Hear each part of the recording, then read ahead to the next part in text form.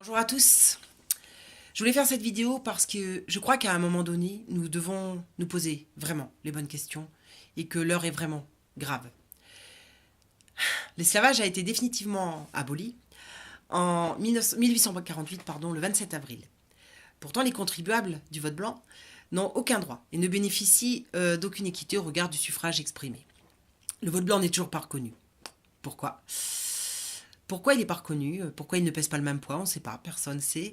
Ou plutôt, je devrais me dire, certains savent et ont un certain intérêt à ce que cela arrive. Cette position va à l'encontre totalement des textes fondateurs de notre société. On ne fait pas partie de la République quand on vote blanc, je suppose. On n'est pas considéré comme des citoyens, je suppose aussi. Alors, est-ce qu'on doit se soumettre? Est-ce qu'on doit des contributions sociales? Est-ce qu'on doit les contributions fiscales? Et se soumettre à des lois finalement qui bafouent nos droits imprescriptibles. Si voter blanc n'est pas reconnu comme un signe de protestation, j'estime que nous n'avons plus à nous soumettre aux taxes et aux impôts grandissants. L'Assemblée nationale a définitivement aboli l'esclavage le 27 avril 1848, et pourtant dans cette société tout est imposé et tout est corrompu. On doit adhérer au système, hein, sinon on est un complotiste. Les gens du pouvoir sont à des postes hautement placés. Et pas pour leurs compétences, non, pas pour leurs compétences, mais plutôt pour leurs affinités et leurs profits. Ils sont très très loin des considérations humaines, pire même des considérations d'un citoyen. Hein, ils sont totalement absents de tout ça. Pour eux, nous sommes quoi? Nous sommes une main-d'œuvre depuis des années. Nous sommes des simples cobayes qui sont asservis, phagocytés par le système scolaire, médical, bancaire. Ça fait des années que ça dure. Tous ces hommes-là sont sans éthique, sans empathie, ils ont soumis les peuples. Et certainement, eux-mêmes étaient soumis à des élites bien plus hautement placées. Il faut comprendre aujourd'hui que 1% de la planète seulement détient les richesses mondiales, totalement. Et que les 99 autres pourcents dont nous faisons partie sommes des esclaves modernes. Les USA ont soumis l'Union européenne pour réaliser leur plan à servir les peuples de plus en plus vite, de plus en plus fort, depuis des années. Et on est d'un seul coup là, dans une guerre sans combat. On subit une destruction massive des peuples, du monde entier, un génocide qui est planifié, organisé, par un empoisonnement à l'échelle planétaire. L'aluminium, le fluor, le dioxyde sont déversés sur nous, le titane, le dioxyde de silice, le bisphénol, le phtalate, le césium et j'en passe. Et j'en passe. Des millions de personnes victimes d'empoisonnement dans l'air, la nourriture, les médicaments et les vaccins. Et tout ça depuis notre naissance. Depuis notre naissance, on nous a servi et on ferme tous nos possibles. Les perturbateurs endocriniens en font partie et qui servent, eux, à stériliser les humains. Tout est fait pour tuer dans une guerre totalement silencieuse et dont nous avons accepté les règles. Puis on y a ajouté un ingrédient suprême, la destruction des enfants, par la pédophilie, par la débauche sexuelle. Ça fait partie de la liste des éléments qui permettent la manipulation, puisque les cerveaux de nos enfants, quand ils vivent cela, sont totalement en pleine dissociation. Et la dissociation permet une manipulation grandissante. Alors ça commence par la malbouffe, la chimie pharmaceutique, l'abrutissement par la télévision, et puis la dissociation qui permet de bien ficeler tout ça. Ouais. Depuis des années, on ne punit plus les crimes sexuels. On ne punit plus la pédophilie. On la légitimise, pour ainsi dire. Mais oui. Il faut savoir qu'aujourd'hui, l'ONU a planifié les droits sexuels pour les enfants. 144 pays l'ont ratifié. Et ces accords qui ont été passés permettent à vos enfants d'avoir des droits sexuels à l'âge de 10 ans. Et donc, si vous tombez sur un pédophile pour votre enfant, vous n'aurez que vos yeux pour pleurer. Beaucoup de gens sont venus sur ma page me dire que c'était pas vrai, que ça n'existait pas. Arrêtez. Arrêtez de me dire ce qui n'existe et ce qui n'existe pas. Arrêtez. Allez voir ce qui se passe. Allez lire les documents, s'il vous plaît. Allez lire tous les documents dont je parle. Ils existent. Monsieur Ban Ki-moon en a fait l'apologie dans une interview et a bien donné l'âge de 10 ans. Et de toute façon, quoi qu'il en soit, fallait-il légiférer sur les droits sexuels des enfants? Si ce n'est pour nos élites qui en auraient besoin. Dès l'école maternelle, une autre dimension a pris place désormais. Il y a une sinistre ministre qui a fait diffuser dans les écoles de lecture des documents de plus en plus édifiants sur la teneur de ce que veulent nos gouvernements corrompus. Quand la justice protège les pédophiles dans son propre pays, et nous en avons moult exemples, entre l'affaire du Trou, entre l'affaire de Montreuil, et tous ces récidivistes par milliers qui sont dans la rue, se promènent. Pire, depuis le 1er janvier, la loi autorise les auteurs de faits graves à obtenir vos coordonnées s'ils le désirent. Est-ce pour aller vers plus de justice? Est-ce pour aider nos compatriotes? Ou est-ce le contraire? Madame la ministre serait-elle dangereuse par ses textes de lecture quand elle-même est amie avec des gens comme M. Cohn-Bendit, Mitterrand, Jack Lang et j'en passe, qui eux-mêmes se sont déclarés aimer les enfants? Comment se fait-il? Comment se fait-il que ceci ait été entendu par des millions de téléspectateurs sans réaction? Effectivement, serions-nous soumis à une manipulation, nous aussi, les adultes? Est-ce que nous nous en rendons compte? Aujourd'hui, en CP, des parents dénoncent des textes de lecture. Alors, Poupoule, déjà, le titre est édifiant. Et il y a un passage, je vous le cite. Les poules les plus belles les unes que les autres. Des poules qui se disputent les faveurs du coq. Mais les instits dans tout ça, vous n'êtes pas choqués? À quoi préparez-vous nos enfants? À des shows de télé-réalité ou à des êtres aimants, compatissants, libres? Un autre exemple, en 3e à l'époque, des rédactions à faire à la maison. Il s'agissait d'imaginer la suite d'un texte, dont j'ai oublié le titre. C'est un enfant qui entend des hurlements dans la chambre de ses parents et il entrevoit son beau-père nu, poilu, qui est en train de violer sa mère. Je vous lis le texte. L'élève devait prendre le relais et imaginer la suite. Mais suis-je la seule en France à m'indigner? Est-ce qu'il n'y a pas un problème?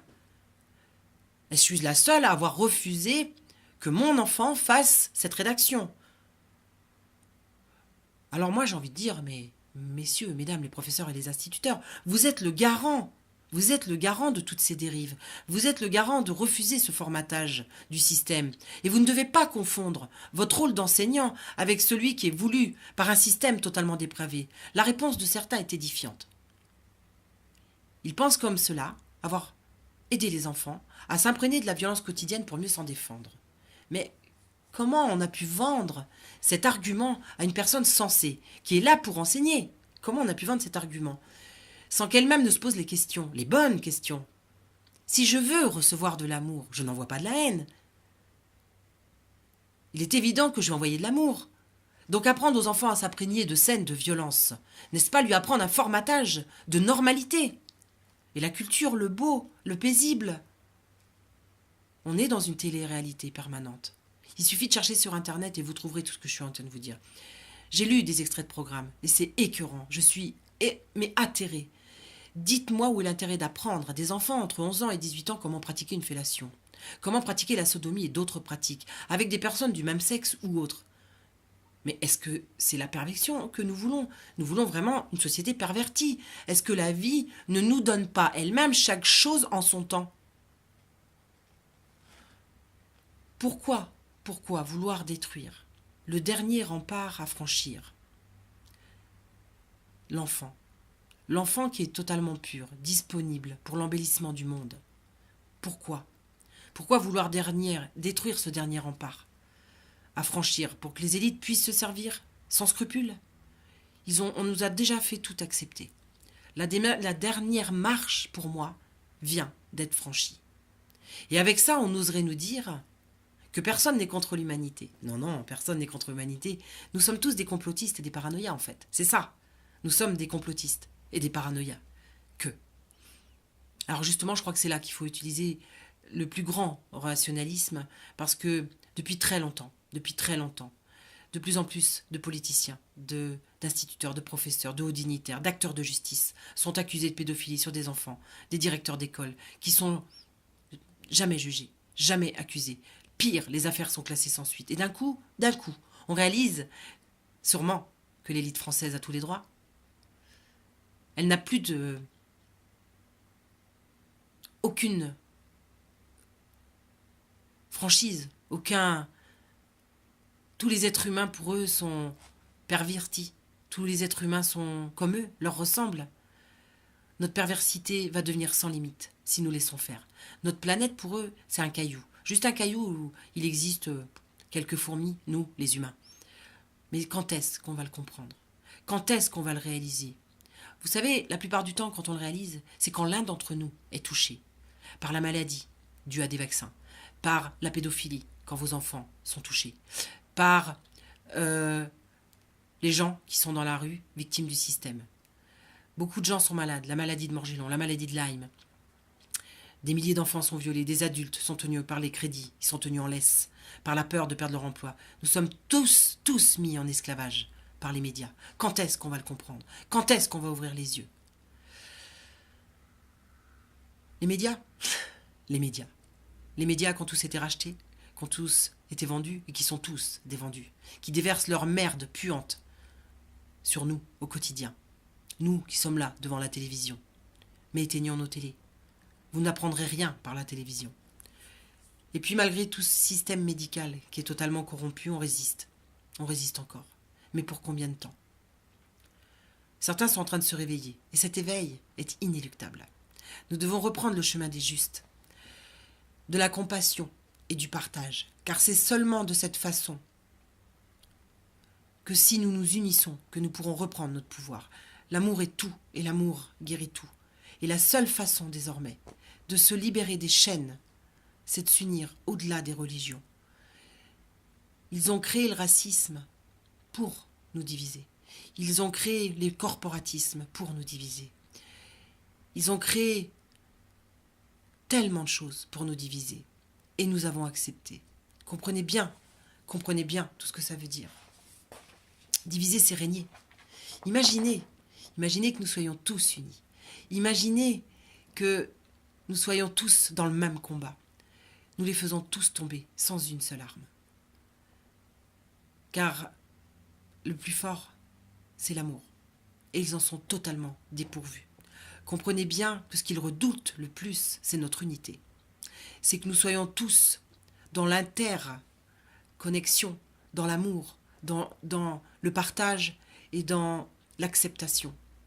Et je puis vous assurer que c'est ce dont ils ont le plus peur. Parce que sinon, pourquoi auraient-ils autant voulu ériger des murs et diviser des peuples?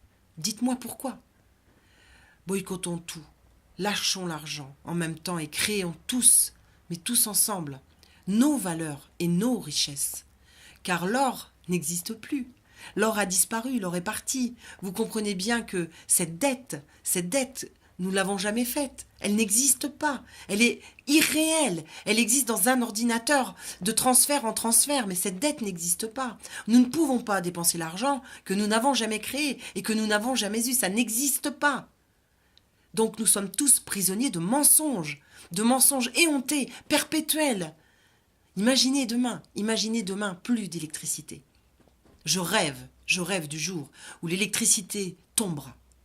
Parce que le jour où l'électricité tombera, vous n'aurez plus de banques, vous n'aurez plus d'avions qui déversent leur merde sur nous, vous n'aurez plus de téléphone, d'internet, et vous serez désormais liés à la nature, comme on a toujours été liés à elle, mais qu'on nous en a coupé. Et à ce moment-là, nos élites sont mortes. Et nous pouvons créer cela. Nous pouvons, sans attendre, en nous unissant, en s'aidant, en s'entraidant et en s'aimant, désormais ça ne dépend que de nous. À la fois individuellement, mais à la fois collectivement, nous devons prendre conscience et d'urgence, que le pouvoir, c'est nous, le peuple. Le pouvoir est en nous. C'est à chacun de nous de faire cet acte et de poser cet acte d'aide et d'entraide les uns envers les autres pour retrouver notre pouvoir, pour retrouver notre liberté. Voilà tout ce que je voulais vous dire aujourd'hui.